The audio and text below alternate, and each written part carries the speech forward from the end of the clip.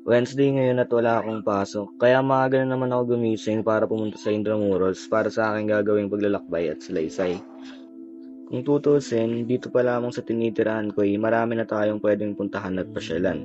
Gaya nitong mga ipinapakita ko sa video. Ang kaso, hindi naman ito kasama sa mga inilista ni Sir na pupuntahan natin, kaya pupunta na lang tayo sa Intramuros. Mula nga pala sa bahay hanggang dito sa Binondo ay nilakad ko lang, malapit lang naman kasi ito sa amin. So ngayon nandito na tayo sa Binondo Bridge, malapit na tayo sa Intramuros. Pagbaba lang na ito, dudo na tayo sa Esplanade, tapos sunod ng Esplanade, mapupunta ka na sa Intramuros. So pagdating natin doon, ang gagawin natin ay explore ko kayo. Samahan niyo ako sa aking paglalakbay sa Laysay. Ito ang Plaza Mexico, katabi lang ito ng Esplanade, at malapit lang ang mga ito sa Intramuros. Bukod sa malapit, Intramuros ang napili kong puntahan dahil isa ito sa pinakatanyag na lugar sa Maynila. Marami ring mga pamantasan sa loob at mga makasaysayang pasyalan. Ngayon, pupuntahan natin yung mga lugar na madalas kong pinupuntahan dito sa Intramuros.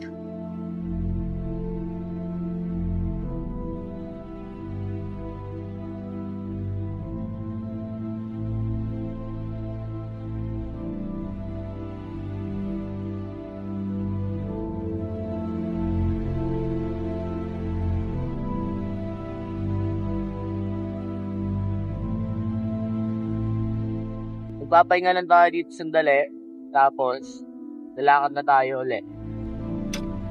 Ngunit habang naglilibot ako, may lumapit sa akin upang magtanong kung nasa ng Comelec. Certificate. Certificate. Magkano ba yun? Bakit anong gagawin mo din? Kailangan kasi pag-apply. Trabaho? Oo. Abroad, Taiwan. Sa may tulay? Nakadaan ko sa may tulay. Oo. Malapit yun dun. Doon pala yun. Oo, pagbaba lang ng tulay yun eh. Bago tayo mag-Manila Cathedral, pupunta muna tayo sa Comelec. Sasamahan natin si Kuya. Kailangan niya kasi ng voter certificate. Ngayong nandito na ako sa Comelec, nakikuha na rin ako ng voter certificate. Baka kasi kailanganin ko rin sa susunod. Sa paglilibot ko dito, hindi ko inaasahan makakuha pa ako ng voter certificate. Bait ni Kuya, binigyan niya pa ako ng 50. Hello. Ngayon, dito na tayo sa Manila Cathedral. Dito sa loob, pinagdasal ko na lang na sana swerte yun si Kuya sa kanyang pakikipagsabalaran sa ibang bansa. Dahil nga sa mga unexpected na bagay na nangyari, hindi na natin mapupuntahan yung iba pang mga lugar na gusto ko sanang ipakita sa inyo dito sa loob ng Intramuros. Anong oras na rin kasi? So for now, punta na tayo sa PLM. Try natin kung makakapasok tayo sa loob. Patungo sa PLM, nadaanan ko itong memorial para sa mga inosenteng buhay na nasawi noong World War II. Habang binabasa ko itong mga nakasulat dito, lalo kong nalaman na wala pala akong alam tungkol sa history nito. Intramuros. I mean, meron kaso mababaw.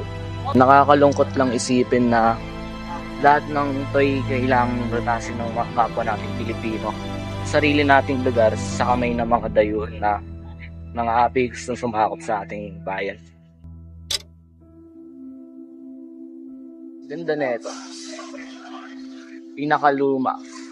Nadaanan ko nga rin pala itong San Agustin Church, pinakalumang simbahan sa Pilipinas, kaso nga lang nakasarado. Katabi lang ng San Agustin Church ay itong Casa Manila, nakabukas kaya pumasok na ako.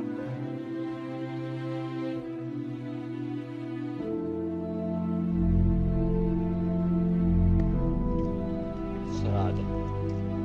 Hindi na tayo magtatagal dito, pupuntahan na natin yung PLM kasi anong oras na rin. Mag-aalaw na nang nakarating ako sa PLM. Susubukan ko makapasok kaya nilabas ko na yung ID ko. Ngayong naka-ID na ako, titingnan natin kung magana yung dahilan ni Sir Zach. Sabi niya, diba sabihin lang daw na grade 12 student tayo tapos naghahanap ng school. Testing natin kung magana. Hello sir. Ano po, grade 12 student po ako. Pwede po ba akong pumasok? Tingin-tingin lang po sa loob. Bawal po eh. Kailangan permit kayo. Kailangan po ng permit. So, thank you po.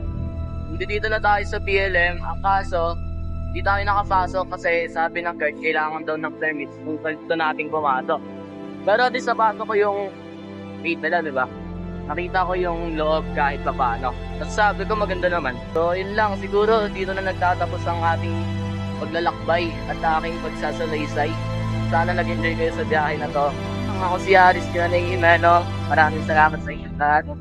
Bye. Paalam.